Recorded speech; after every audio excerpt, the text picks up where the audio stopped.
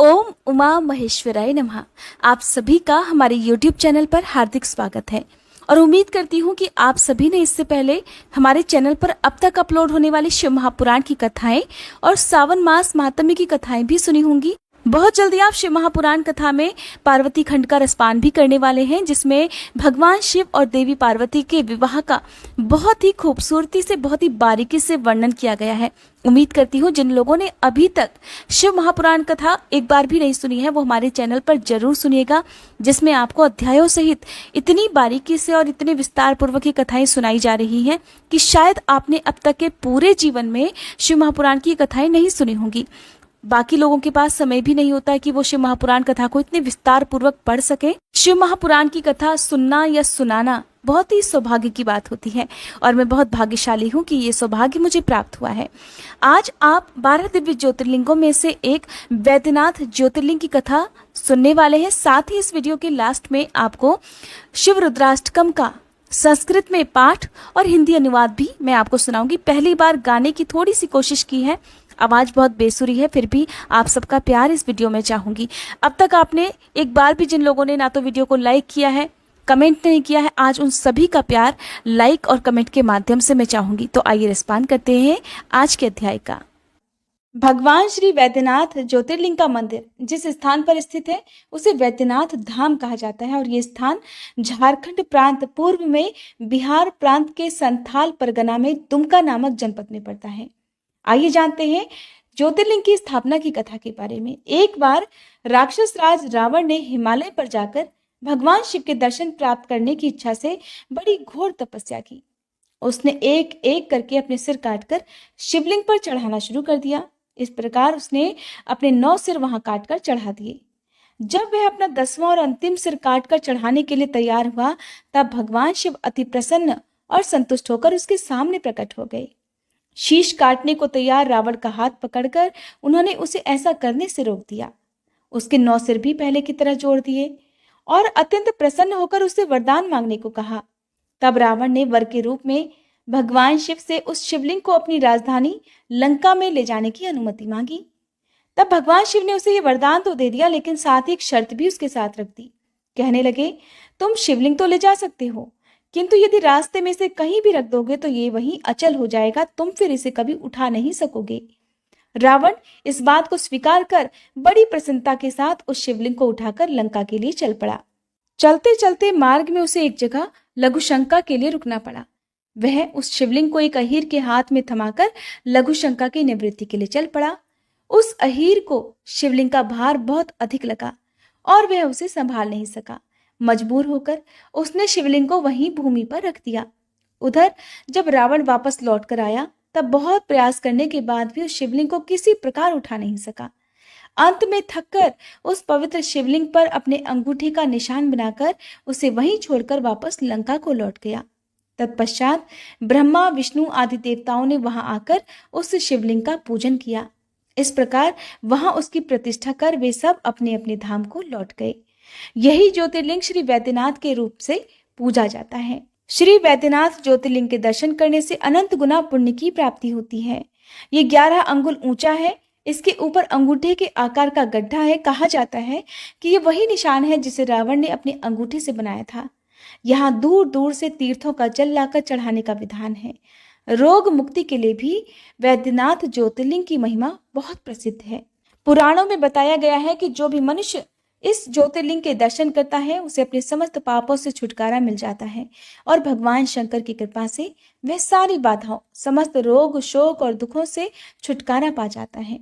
आइए अब रसपान करते हैं शिव रुद्राष्टकम के संस्कृत पाठ और हिंदी अनुवाद का। नमामि शमीशान निर्वाण रूपम विभुम व्यापकम ब्रह्म वेद स्वरूपम निजं निर्गुणं निर्विकल्पं निरीहं चिदाकाशमाकाशवासं भजेहम। अर्थात, हे भगवान ईशान को मेरा प्रणाम। ऐसे भगवान जो कि निर्वाण रूप है, जो कि महान ओम के दाता हैं, जो संपूर्ण ब्रह्मांड में व्याप्त हैं और जो अपने आप को धारण किए हुए हैं, जिनके सामने गुण अवगुण का कोई महत्व नहीं, जिनका कोई विकल्प नहीं, जो निष्पक्ष है, जिनका आकार आकाश के समान है, जिसे मापा नहीं जा सकता, उनकी मैं उपासना करता हूँ। निराकार मोंकार मूलम तुरीयम गिरा ज्ञान गोतीत मीशम गिरीशम करालम महाकाल कालम कृपालम गुणागार संसार पारम न तो हम।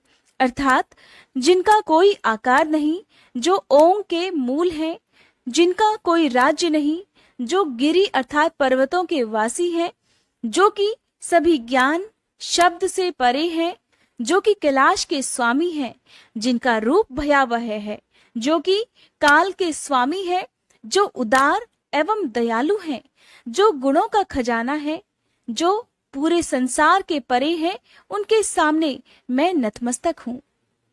तुषाराद्रि संकाश गौरम गंभीरम मनोभूत कोटि प्रभा श्री शरीरम स्फुरन मौली कल्लोलिनी चारु गंगा लसद्धाल बालेंदु कंठे भुजंगा।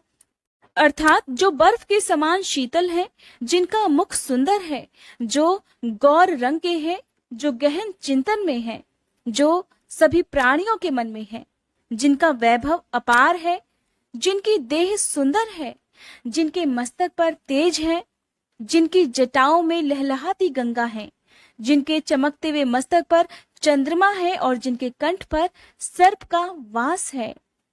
चलत कुंडलम भ्रसु नेत्रम विशालम प्रसन्नाननम नीलकंठम दयालम मृगाधीश चरमा अंबरम मुंडमालम प्रियम शंकरम सर्वनाथम भजामि।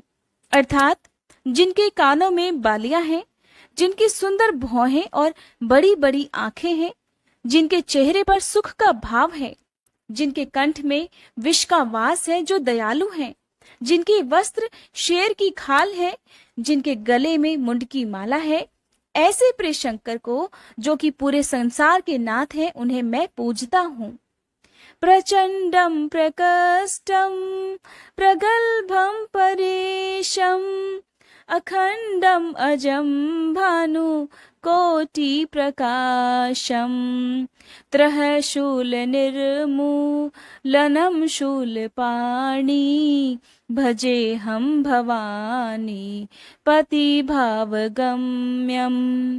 अर्थात जो भयंकर है, जो परिपक्व साहसी है, जो श्रेष्ठ है, अखंड है, जो अजन्मे है, जो सहस्त्र सूर्य के समान प्रकाशवान है, जिनके पास त्रिशूल है, जिनका कोई मूल नहीं है, जिनमें किसी भी मूल का नाश करने की शक्ति है, ऐसे त्रिशूलधारी माँ भगवती के पति, जो प्रेम से जीते जा सकते हैं, उन्हें मैं वंदन करता हूँ। कलातीत कल्याण कल्पांतकारी सदा सज्जनानंद दाता पुरारी चिदानंद संदोह मोहापहारी प्रसीद प्रसीद प्रभो मनमथारी। अर्थात जो काल से बंधे नहीं हैं, जो कल्याणकारी हैं, जो विनाशक भी हैं, जो हमेशा आशीर्वाद प्रदान करते हैं और धर्म का साथ देते हैं, जो अधर्मियों का नाश करते हैं, जो चित्त का आनंद है, जो जुनून है, वो मुझसे सदा खुश रहें। ऐसे भगवान जो कामदेव नाशी है, उन्हें मेरा शत शत प्रणाम है। न यावद उमानाथ पादारविंदम भजन्ति ह लोके परे वानराणाम न तावद सुखम शांति संताप नाशम प्रसीद प्रभो सर्व भूताधिवासम। अर्थात जो यथावत नहीं है, ऐसे उमापति के चरणों में कमल वंदना करता है। ऐसे भगवान को पूरे लोक के नर नारी पूजते हैं। जो सुख है, शांति है, जो सारे दुखों का नाश करते हैं और जो सभी जीवों में वास करते हैं। न जानामि योगम जपम नैव पूजा, न तो हम सदा सर्वदा शंभुतोभ्यम। जरा जन्म दुखोग तातप्यमानम, प्रभो पाहि आपन नमामीश शंभो। अर्थात मैं कुछ नहीं जानता, न योग न ध्यान, ऐसे देव के सामने मेरा मस्तक झुकता है। सभी सांसारिक कष्टों, दुखों से, दर्द से ऐसे देव मेरी रक्षा करें, मेरी बुढ़ापे के कष्टों से रक्षा करें। मैं सदा ऐसे शिव शंभु को प्रणाम करता हूँ।